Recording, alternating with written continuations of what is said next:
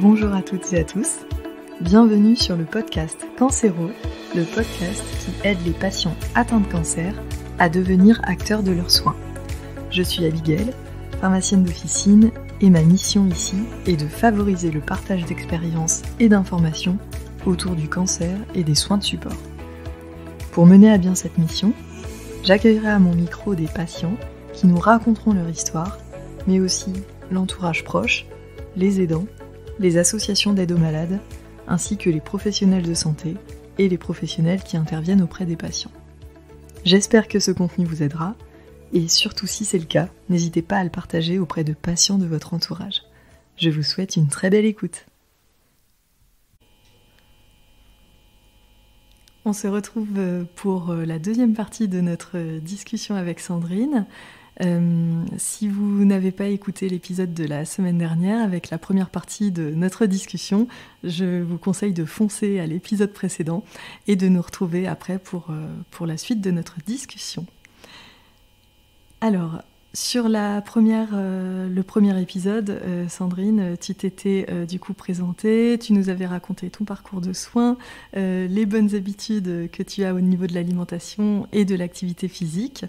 Et je te remercie encore pour ton témoignage, ta sincérité, ton authenticité.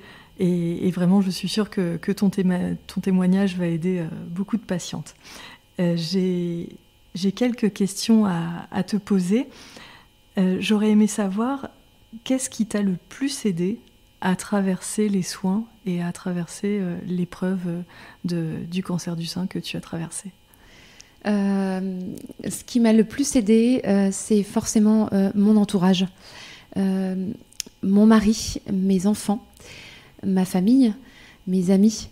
Ils ont été d'une grande aide, d'une écoute. Ils ont pris du temps, ils m'ont accompagnée. Mon mari, mes deux garçons, ce sont mes piliers en fait. C'était mes piliers. Ils m'ont. Sans eux, en fait, je sais pas sans eux, forcément, j'aurais pas vécu les choses de la même manière. Quand on nous annonce, quand on nous annonce qu'on a un cancer, finalement, on a besoin en fait d'être entouré, de se sentir aimé, parce que le cancer, il change toute notre vie. Moi, j'avais une jolie vie, et puis d'un coup, là, il s'invite comme ça, et puis tout s'écroule en fait. Mais on voit que notre entourage, il est là pour nous aider, pour nous porter. Et donc moi, je me suis beaucoup appuyée sur eux.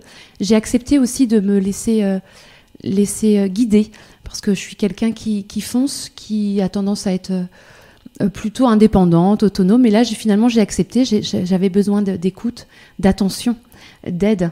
Et donc merci si mes proches m'écoutent, mais merci à eux, merci. Sans eux, je suis sûre que ça a été ma force puissance 1000 quoi. Ça a été mon booster pendant mon cancer en fait. Donc voilà, mon entourage, mes proches, mes amis, le temps qu'ils ont passé à m'écouter, sans jugement, c'est énorme ce qu'ils ont pu m'apporter.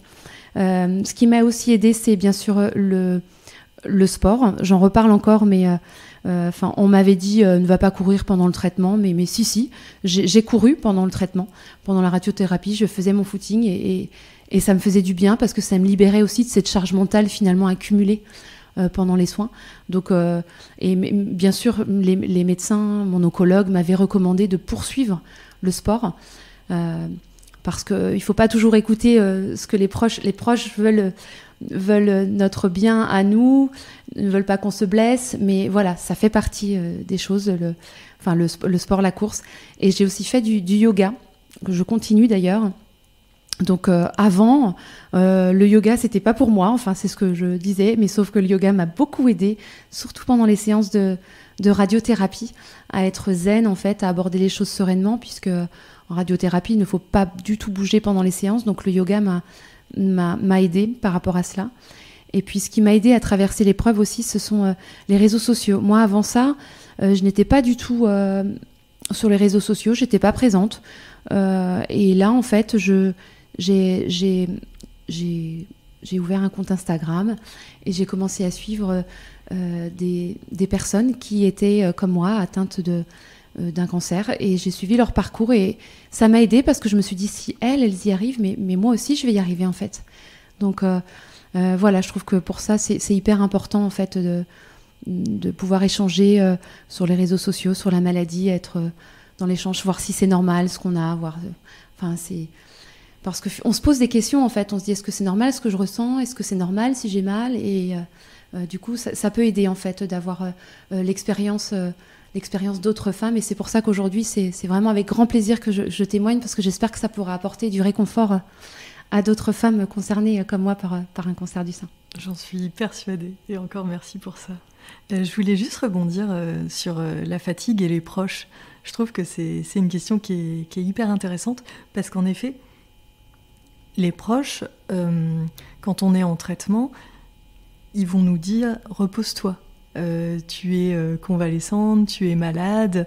En fait, on nous met l'étiquette que si on est malade, il faut se reposer, il faut rester au lit.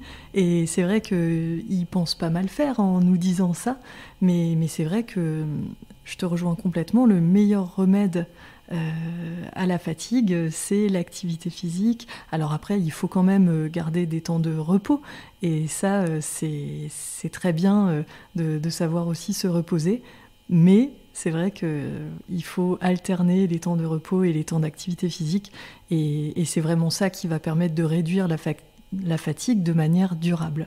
C'est ça. Et c'est vrai que, comme tu le dis, les proches ont tendance à... ça part forcément, c'est bienveillant, c'est plein de bonnes intentions, mais moi je voulais être active, vraiment active pendant mes soins, et par le biais du sport, j'ai pu démontrer que c'était pour moi en fait, pour moi avant tout, et j'avais besoin, c'était un échappatoire pour moi finalement, de me libérer, et de pas toujours en fait, de ne pas avoir cette étiquette de malade. En fait, c'est ça. Faire du sport, c'est avoir une vie comme tout le monde, finalement. C'est pas parce qu'on est malade qu'on peut pas faire du sport. Et vraiment, je défends cette idée parce que ça m'a tellement apporté, que c'est un conseil que je donne aujourd'hui, de continuer à faire du sport, de ne pas s'arrêter, parce que on n'a pas choisi d'être malade, mais on peut choisir justement de continuer à vivre et de faire plein de belles choses à côté, comme le sport. Complètement d'accord. Et je voulais rebondir aussi sur autre chose. Je ne sais pas si tu vas bien vouloir nous en parler, mais souvent ce qui est très difficile, c'est l'annonce aux enfants. Comment ça s'est passé pour ta part, si c'est pas trop dur de nous en parler, mais je trouve que c'est vraiment une question qui est très intéressante. Et en effet, alors là avec le Covid, c'est vrai que ton conjoint du coup ne pouvait pas être là, il est venu dans un second temps, et c'est vrai qu'il y a beaucoup de patients aussi qui m'ont rapporté qu'ils avaient été pas mal seuls en consultation pendant la période Covid. Ça, c'est vrai que ça a été vraiment très, très délétère, cette période, pour ça. Et c'est vrai qu'avec les enfants aussi, donc ils sont pas là aux consultations d'annonce, et comment t'as géré ça à la maison? Est-ce que tu as des conseils à donner aux patientes? Oui, bien sûr. En fait, à la maison, on l'a préparé avec mon mari, cette annonce aux enfants. Ils avaient quel âge? Eh bien, 19 ans et 16 ans. 2 garçons.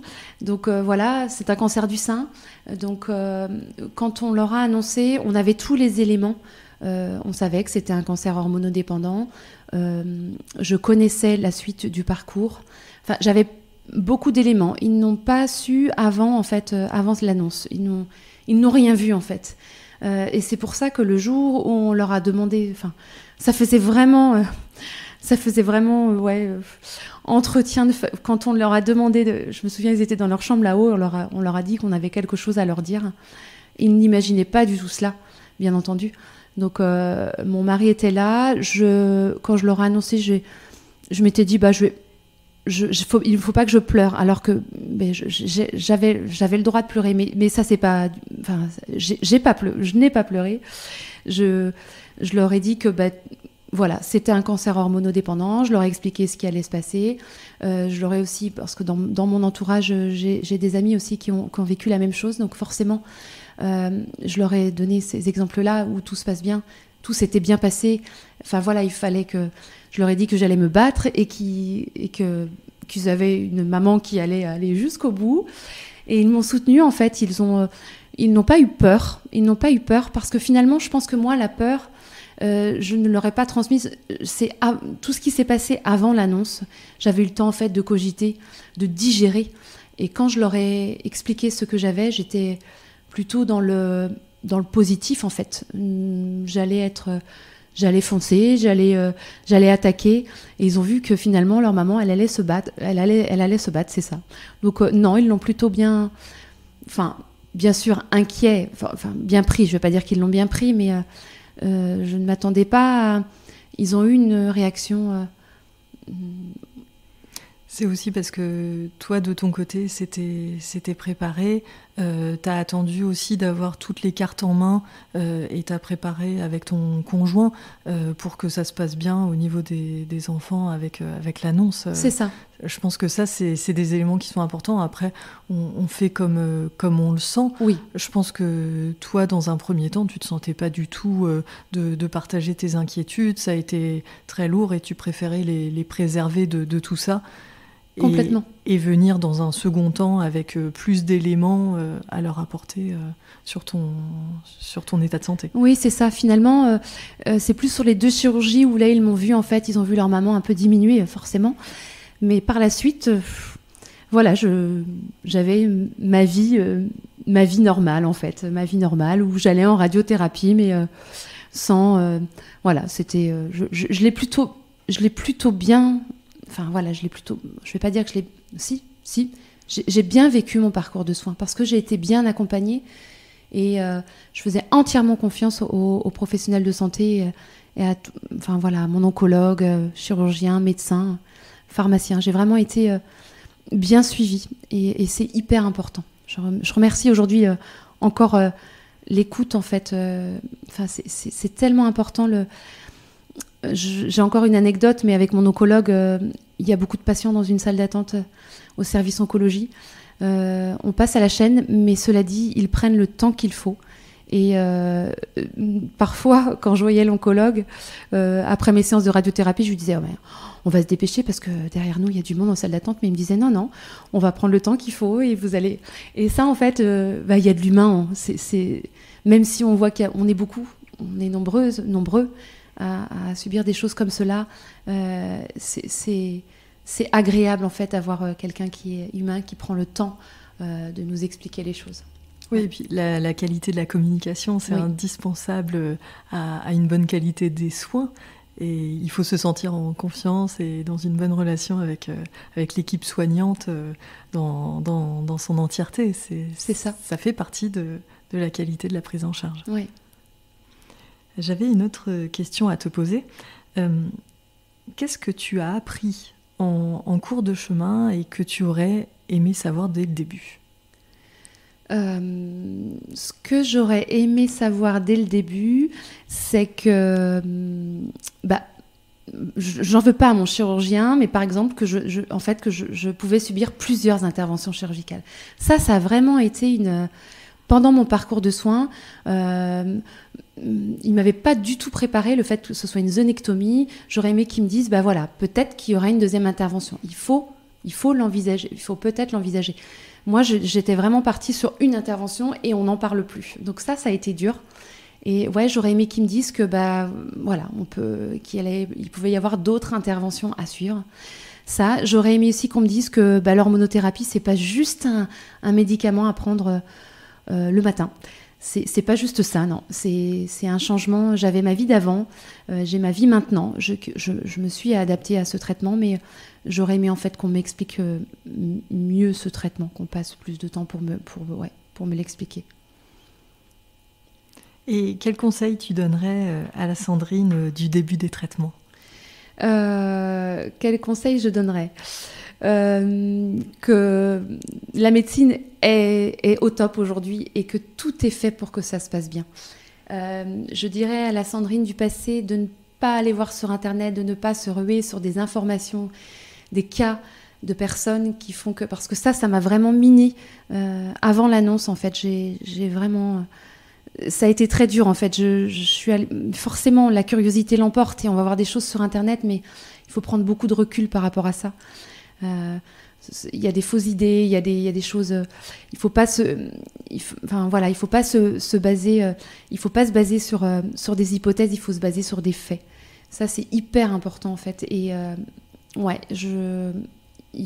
quand on nous dit des choses, il faut aussi savoir relativiser. Moi, j'ai tendance à prendre les choses à cœur, et c'est vrai que faut peut-être aussi savoir parfois prendre de la distance, se laisser guider. J'ai eu beaucoup de mal avec ça au début, parce que moi, je savais pas en fait que quand il y a un protocole, en fait, tous les rendez-vous sont pris à l'avance. Enfin, moi, je voulais programmer moi-même mes rendez-vous. Je pensais que ça se passait comme ça, mais pas du tout.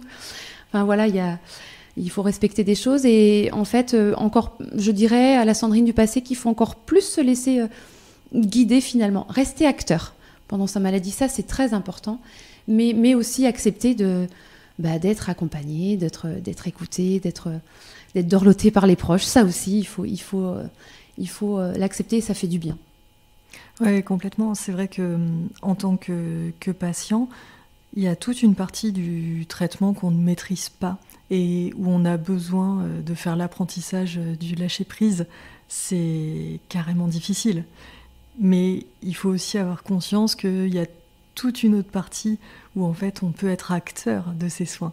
Et ça, c'est aussi un message très important. C'est vrai qu'on ne va pas maîtriser les lignes de traitement, on ne va pas maîtriser éventuellement s'il y a une deuxième chirurgie. Et c'est vrai que peut-être que le médecin n'a pas voulu justement trop anticiper sur les éventuelles possibilités. C'est vrai que c'est pas des choses qui vont arriver fréquemment, donc... Mais c'est vrai que tout ça, c'est difficile à appréhender. On est dans le contrôle, et c'est vrai qu'on ne peut pas maîtriser tous les paramètres. Et c'est vrai que sur les soins, il y a une grosse part d'apprentissage, de lâcher prise. Après, toute une autre partie aussi où on est acteur de ses soins, et où là c'est hyper important de le rester, et en effet pratiquer l'activité physique, veiller à ce qu'on ait une bonne alimentation, des nuits de sommeil aussi réparatrices que possible, être bien entouré, profiter, aller vers des activités qui nous font plaisir.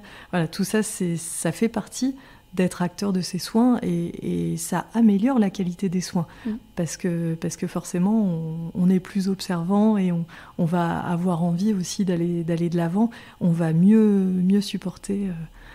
Oui, et puis on participe à on participe à la guérison en fait, parce qu'il y a les soins forcément, il y a mais là en fait on est acteur, et on participe vraiment. On se dit que, enfin là aujourd'hui moi je continue le sport parce que je sais aussi que ça peut limiter la récidive, non seulement pour mon bien-être, mais je me dis que j'essaye de donner toutes les chances de mon côté pour ne pas demain récidiver. Donc tout ce que je peux prendre en fait en bonus, eh bien j'utilise à bon escient, et puis je me dis que voilà, je mets toutes les choses que je peux, tout ce que je peux prendre en fait, je le fais.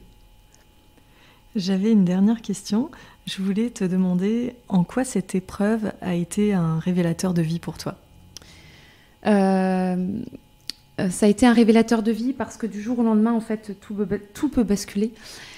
La vie, elle est précieuse. Il faut vraiment profiter de chaque instant. Je crois que c'est... Enfin voilà, quand on vit quelque chose comme ça, on se remet en question. Et... avant l'annonce, ma vie est belle, ma vie est très belle aujourd'hui, mais en fait quand c'est arrivé, on se dit que finalement tout était presque. Enfin, avant j'avais une vie parfaite en fait, c'est ça. Voilà, j'étais heureuse, et d'un coup on ne choisit pas, ça nous tombe dessus, on a du mal à réaliser en fait, ça n'arrive pas qu'aux autres. La maladie, elle peut tout reprendre du jour au lendemain, la maladie a laissé des blessures, mais j'en suis ressortie plus forte, plus volontaire, et plus aussi à l'écoute de mon corps. Ça, c'est hyper important d'être à l'écoute de son corps. Avant, en fait, voilà, je m'écoutais, mais enfin pas forcément. J'étais pas attentive en fait à des signes. Aujourd'hui, voilà, quand je suis fatiguée, je prends du repos. Je prends le temps qu'il faut, parce qu'il faut prendre soin de soi, et c'est vraiment très important. Et aujourd'hui, je dis merci à mon corps aussi d'avoir tenu le coup, parce que voilà, je lui ai fait endurer des choses. Enfin, la maladie, lui, a fait endurer des choses, et Et il a bien réagi. Donc voilà, il faut s'écouter, il faut prendre du temps pour soi, il faut croquer la vie à pleines dents aussi, parce que ça tient qu'à un fil. Et puis il faut se dire que rien n'est grave tant qu'on est vivant. Voilà ce que j'ai envie de dire par rapport à cette épreuve. Eh bien, en tout cas, mille merci pour ton témoignage. Je suis persuadée que ça va vraiment aider les patientes qui nous écoutent. Et puis, ce qui est beau aussi, c'est que ça permet de donner des perspectives. Les patientes qui nous écoutent, elles sont la tête dans les soins. C'est très difficile, je pense, quand on est dans les soins, d'avoir des perspectives et de penser loin. C'est déjà suffisamment difficile ce qu'on endure, alors on voit les choses presque au jour le jour, parce que sinon c'est beaucoup trop dur. Et c'est vrai que d'avoir des témoignages de patientes comme toi qui sont passées par ces parcours de soins, c'est très précieux. Ça permet de prendre de la hauteur, ça permet de donner de l'espoir, ça permet un partage d'expérience qui est vraiment hyper important. Et c'est vrai que je te remercie 1000 fois pour ça. C'est vraiment très très précieux. Merci de ton courage merci. pour ton témoignage et merci de ta sincérité et d'avoir répondu à toutes mes questions. Merci.